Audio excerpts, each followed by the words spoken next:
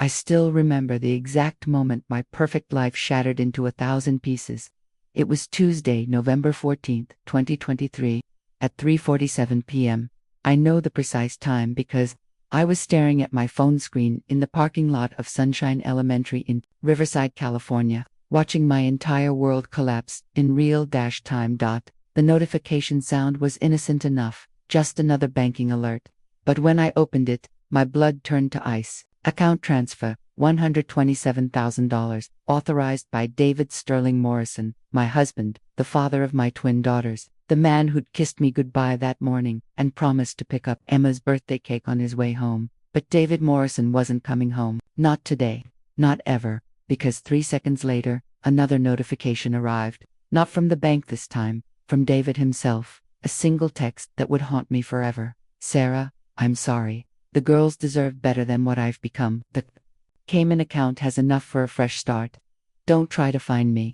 My hands were shaking so violently I nearly dropped the phone. The Cayman account. What Cayman account? I frantically opened our banking app, our joint savings, the college fund for Emma and Sophie, our emergency money, our mortgage payment fund, all of it, gone. Every single penny of $127,000 transferred to an account I'd never seen before. But that wasn't the worst part. The worst part was the second text that followed. Check your email, you'll understand everything. I'm Sarah Morrison, and until that moment, I thought I had it all. A beautiful home in Riverside's exclusive Canyon Crest neighborhood, twin 8-year-old daughters who were the light of my life, and a marriage I believed was unbreakable. David was a financial advisor at Merrill Lynch, charming and successful, the kind of man who could make anyone trust him with their life savings. Now I know why he was so good at that job. He'd been practicing on me for 12 years. The email was waiting in my inbox like a time bomb. The subject line, the truth about David Morrison, urgent, the sender, someone named Detective Maria Santos from the San Diego Police Department. Mrs. Morrison, this is Detective Santos. I regret to inform you that your husband is wanted in connection with a multi-million-dollar investment fraud scheme. We've been investigating him for 8 months. He's suspected of stealing over $3.2 million from clients. We believe he may attempt to flee the country. Please contact me immediately. The parking lot around me felt like it was spinning. Other parents were walking to their cars, laughing, talking about soccer practice and dinner plans. Normal things, things that belonged to a world I was no longer part of. I sat there for what felt like hours but was probably only minutes, staring at those words. Investment fraud. $3.2 million. Flee the country. The David Morrison I knew coached Little League on weekends and cried during Hallmark movies. He couldn't even kill a spider without feeling guilty, but apparently, he could steal millions of dollars and abandon his family without blinking. If you're drawn into Sarah's nightmare and want to see how this incredible true story unfolds, hit that subscribe button right now. This journey of betrayal, survival, and ultimate justice is just getting started, and you won't want to miss a single twist. Now, let me tell you what happened when I walked into that school to face my daughters. The walk from my car to Emma and Sophie's classroom felt like a death march. My legs were numb, my vision blurry, but somehow I kept moving forward. I had to. My daughters were waiting for me, and they didn't know their world had just ended.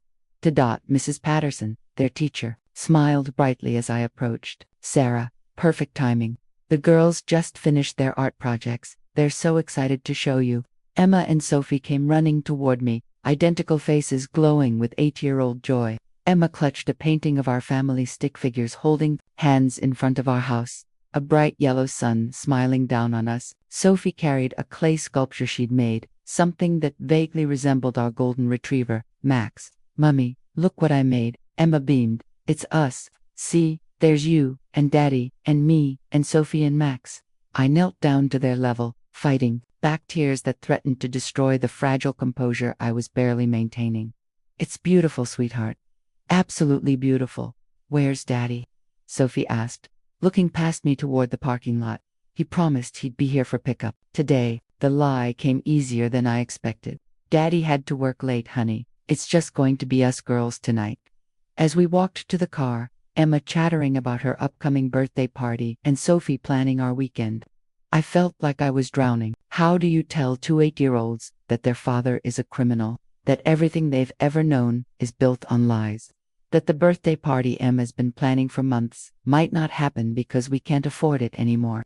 I couldn't, not yet, but as I buckled them into their car seats and saw Emma's painting of our happy family reflected in the rearview mirror, I made a promise that would sustain me through the hell that was coming. I would protect my daughters from this nightmare, no matter what it cost me. I just had no idea how much it would cost. That night, after I'd somehow gotten through dinner, homework, and bedtime stories without completely falling apart, I sat in David's home office with Detective Santos on speakerphone. The room felt different now, sinister. Every piece of furniture, every framed photo, every diploma on the wall felt like evidence of a lie. "Mrs. Morrison, I need you to understand the gravity of this situation," Detective Santos said, her voice gentle but firm. "Your husband wasn't just stealing from one or two clients. We've identified at least 47 victims so far.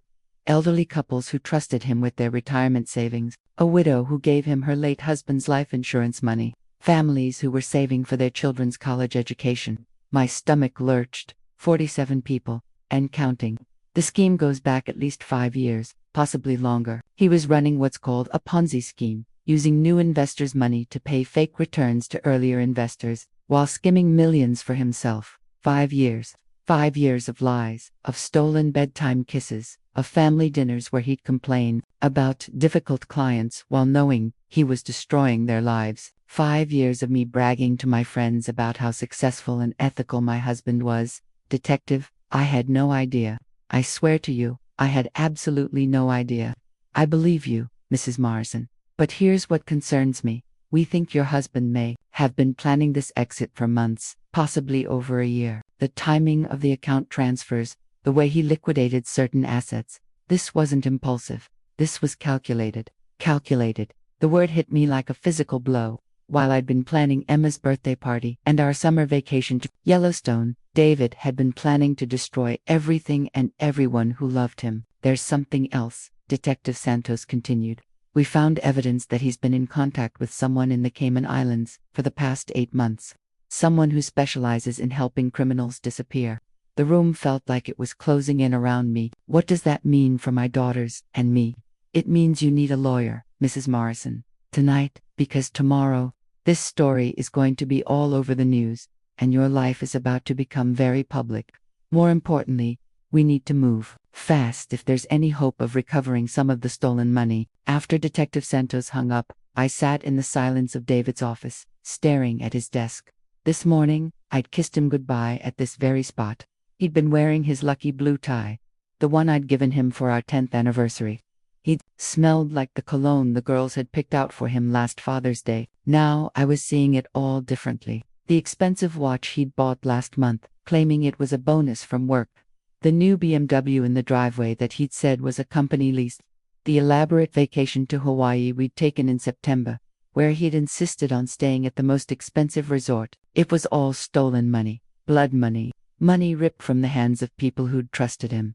I opened his desk drawers, looking for anything that might help Detective Santos find him, or, more importantly, find the money. In the bottom drawer, underneath a stack of old client files, I found something that made my blood run cold. A pofta, but not David's regular passport, a different one, with David's photo but a different name, Daniel Morrison. The birth date was changed by 2 years, and the address listed was a P.O. box in Nassau, Bahamas. My husband had a fake identity. But that wasn't the most shocking discovery of the night.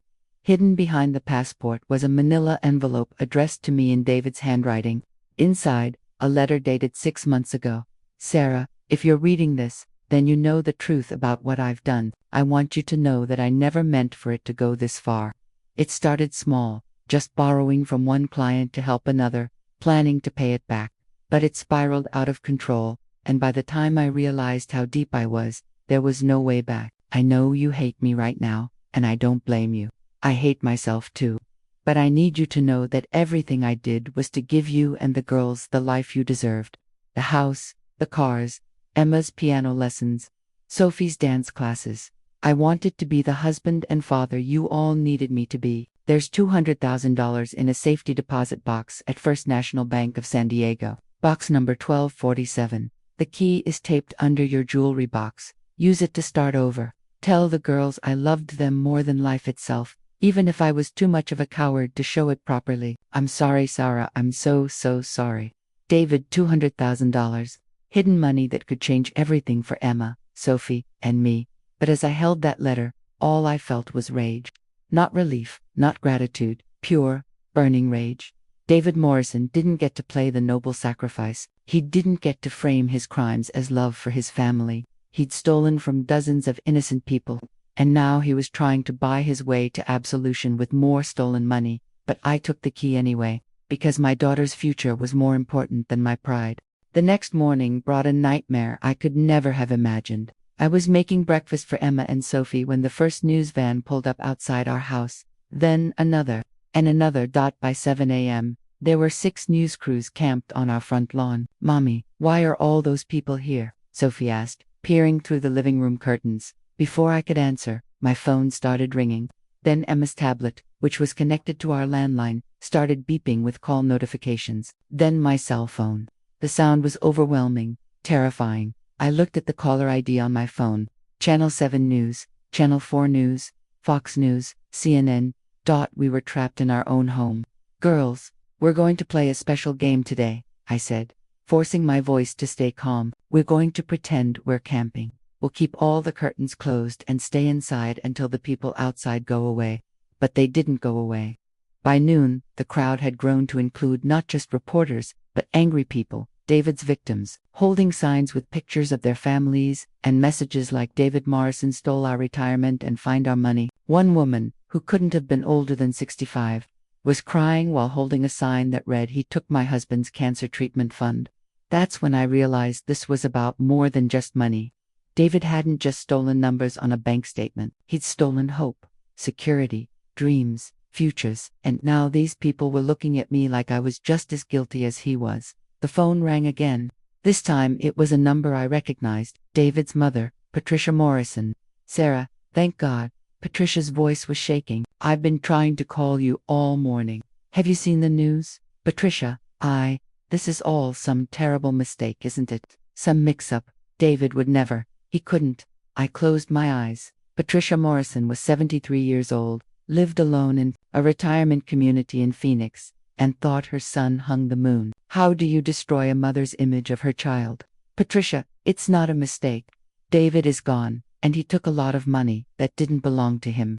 The silence on the other end of the line stretched so long I thought she'd hung up.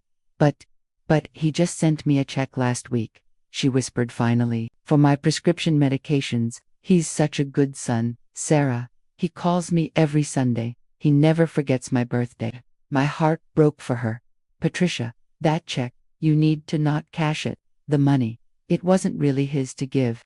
When I hung up, I felt like I'd just destroyed another innocent person's world. How many people had David hurt? How many lives had he shattered? But I was about to discover that the public humiliation was just the beginning. At 2 p.m., while Emma and Sophie were napping, there was a loud knock at the front door. Not the persistent tapping of reporters, but the authoritative bang of someone with official business. Through the peephole, I could see federal agents, FBI, based on the jackets they were wearing. "Mrs. Morrison. Agent Jennifer Clark, FBI, we have a search warrant for these premises." My hands were shaking as I opened the door. Behind Agent Clark were 4 other agents and Detective Santos from San Diego. "We're sorry to do this with your children present," Detective Santos said quietly, "but we need to search the house for evidence of your husband's criminal activities." The next 3 hours were surreal. Federal agents went through every room, every closet, every drawer. They took David's computer, his files, our photo albums, even Emma's tablet, because David had sometimes used it to check his email. The girls woke up from their nap to find strangers going through their toy boxes. "Mommy, are we in trouble?" Emma whispered, clutching my hand as an agent photographed David's desk. "No, sweetheart. These people are just looking for some things that Daddy left behind. It'll be over soon." But it wouldn't be over soon. It was just beginning. Agent Clark pulled me aside as the search was winding down. "Mrs. Morrison, I need to ask you some difficult questions. Did you have any knowledge of your husband's business practices? Did you ever question where the money for your lifestyle was coming from?" The implication was clear. They thought I might be involved. Agent Clark, until yesterday, I thought my husband was a legitimate financial advisor. I thought we were living on his salary and commissions. I had no idea he was stealing from people.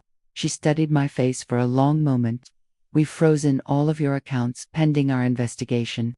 That includes your checking, savings, credit cards, everything. You'll be able to apply for access to basic living expenses, but it's going to take time. Frozen accounts, no access to money, no way to pay for groceries, or electricity, or Emma's birthday party this weekend. What am I supposed to do?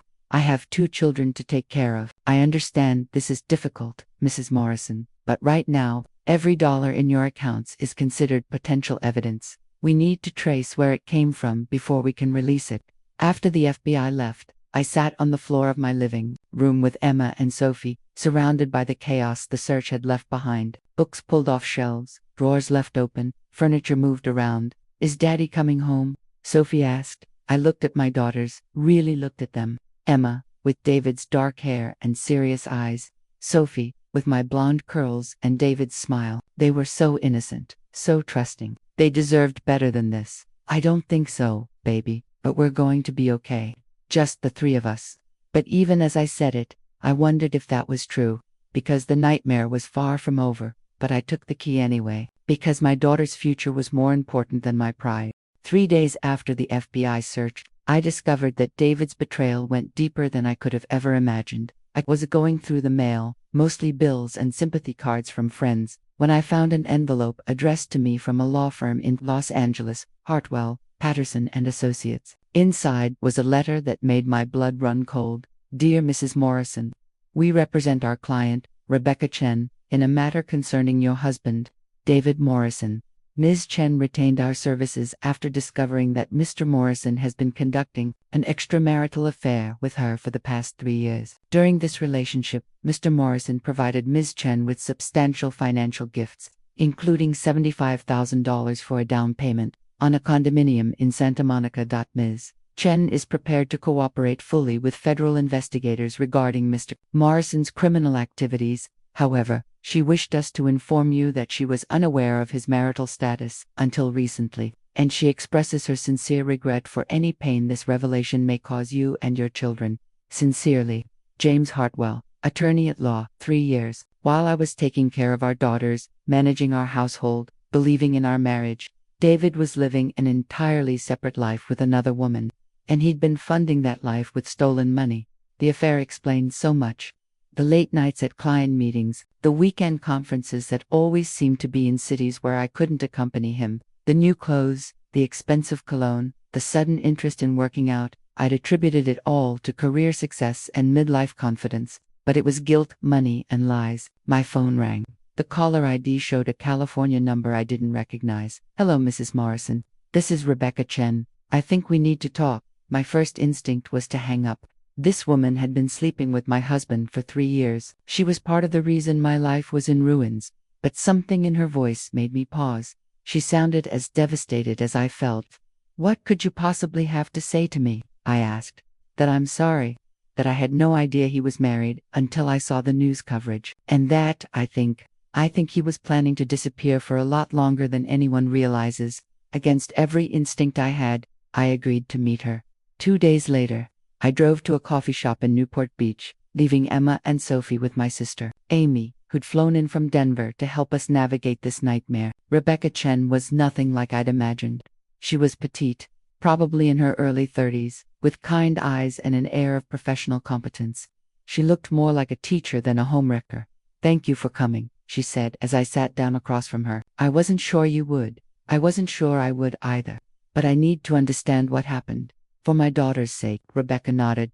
David told me he was divorced. He said his ex-wife had taken the children and moved across the country, and that he rarely got to see them. He showed me fake divorce papers, fake custody agreements. I believed him completely. The fake documents were just another layer of his deception. How did you find out the truth? When the FBI contacted me. That's when I realized everything he'd told me was a lie. Our entire relationship was built on nothing but lies.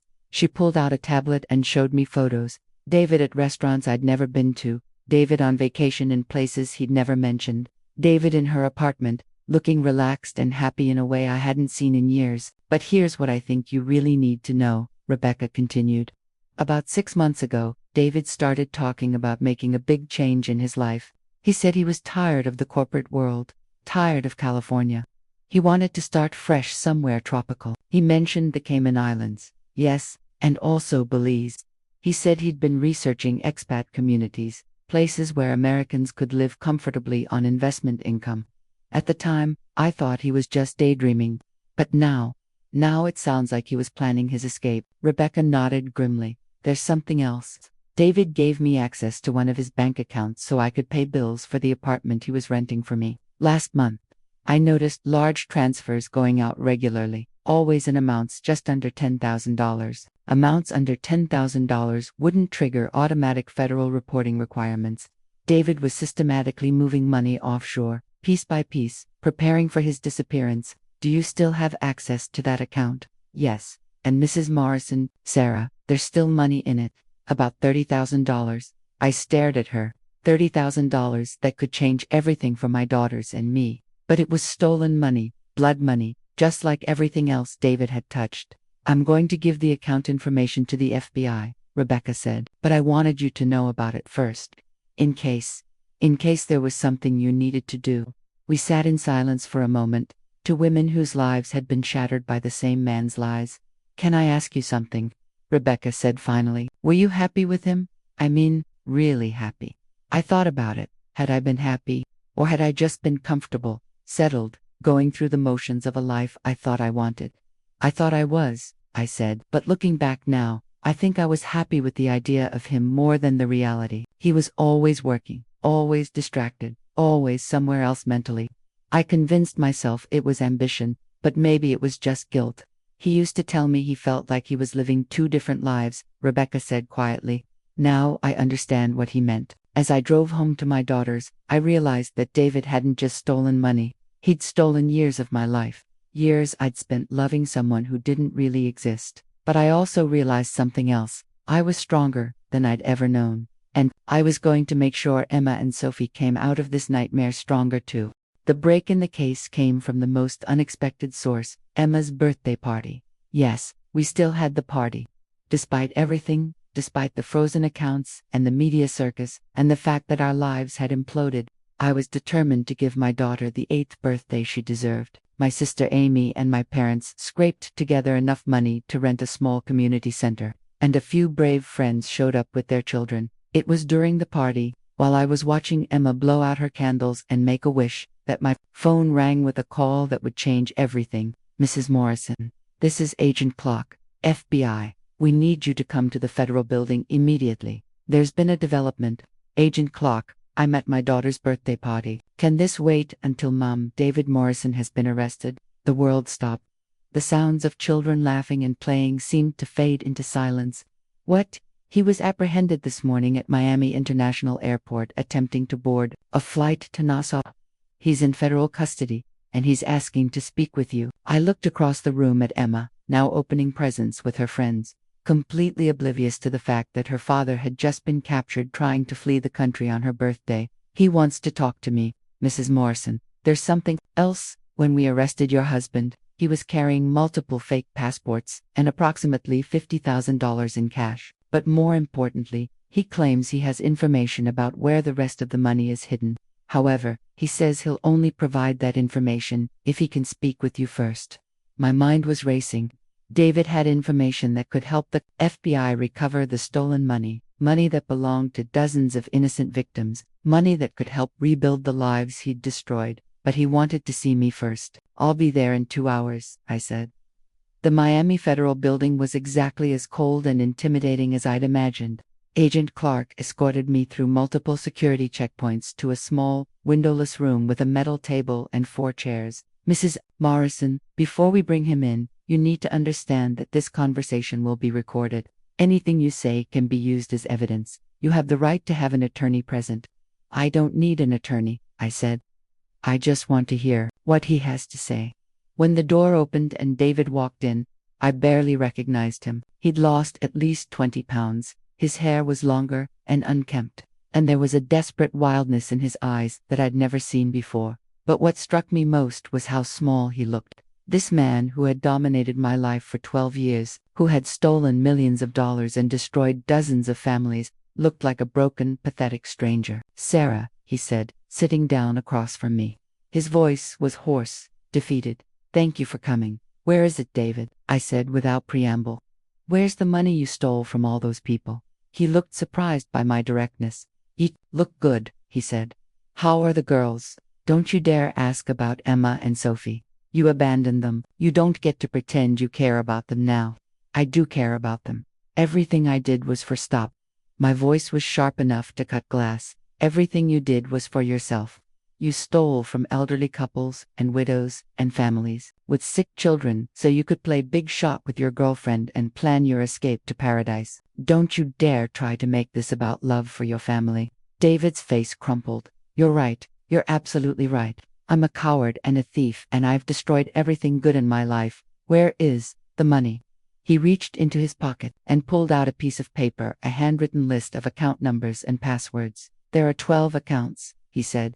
"Cayman Islands, Belize, Switzerland, Panama, approximately $2.8 million total." I stared at the paper. $2.8 million that could be returned to the people he'd robbed. "Why are you giving this to me instead of the FBI?" "Because I want you to know that I'm sorry. I want you to know that I never meant for any of this to happen. And I want you to promise me something." "I'm not promising you anything. Please, Sarah, just listen. I want you to promise me that you'll tell Emma and Sophie that I loved them, that everything I did wrong came from weakness, not from lack of love for them." I looked at this man who had been my husband, the father of my children, my partner in life for 12 years, and I felt ... nothing. No love, no hate, no anger.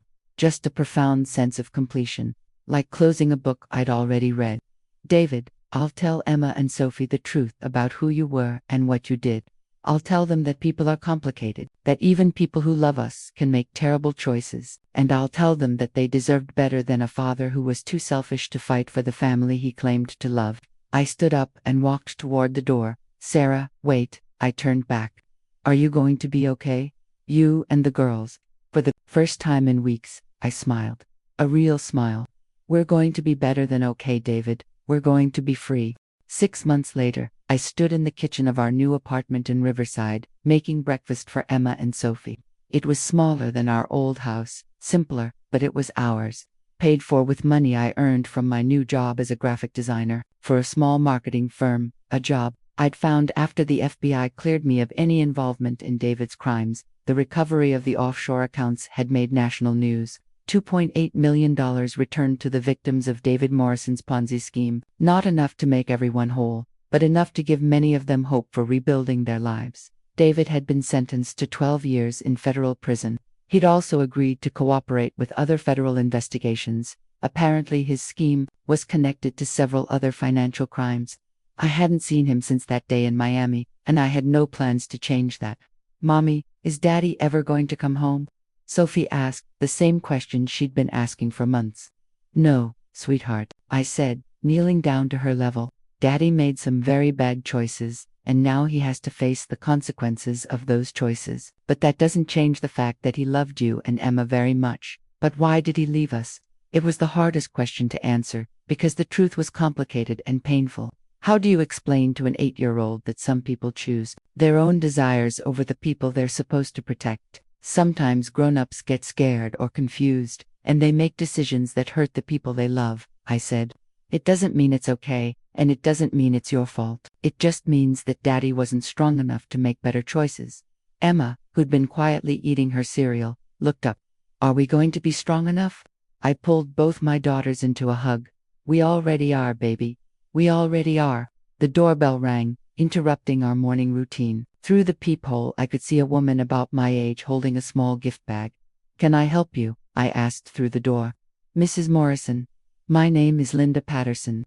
David Morrison stole my family's savings 3 years ago. I wanted to thank you." I opened the door, confused. "Thank me." Linda Patterson had kind eyes and graying hair pulled back in a simple ponytail. She looked like someone's favorite teacher. "For giving the FBI the information that helped us get our money back. My husband has Parkinson's disease, and your ex-husband stole the money we'd saved for his medical care.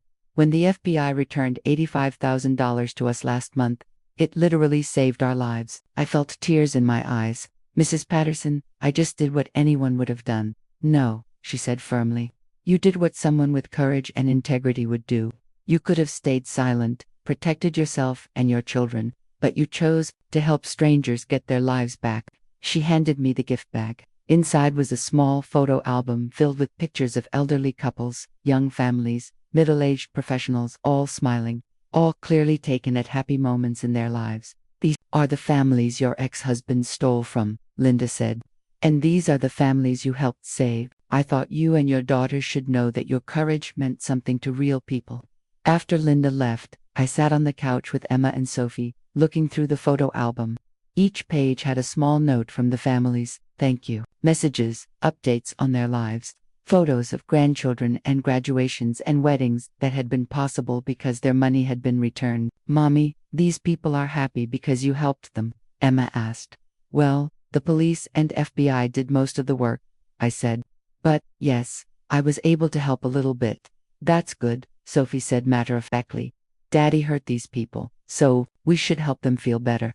Out of the mouths of babes, that evening, after the girls were asleep, I sat on our small balcony, looking out at the lights of Riverside. My phone rang, a number I now recognized. Hi, Rebecca. Over the past few months, Rebecca Chen and I had developed an unlikely friendship. We'd both been victims of David's lies, and somehow that shared experience had created a bond between us. How are you doing, Sarah? Better every day, I said, and meant it. The girls are adjusting well to the new apartment. I love my new job, and we're starting to feel like a real family again. That's wonderful. I have some news. I'm moving back to Portland next month. I got offered a position with a nonprofit that helps victims of financial crimes.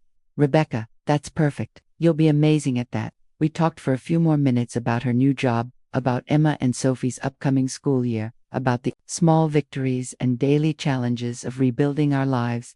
After we hung up, I realized something profound. David Morrison had tried to destroy me, but instead, he'd revealed strength I never knew I possessed. He'd tried to isolate me, but instead, I'd found new connections and friendships. He'd tried to take everything from my daughters and me, but instead, we'd discovered that we already had everything we needed, each other. As I finish telling you this story, I'm sitting in the same kitchen where it all began 9 months ago.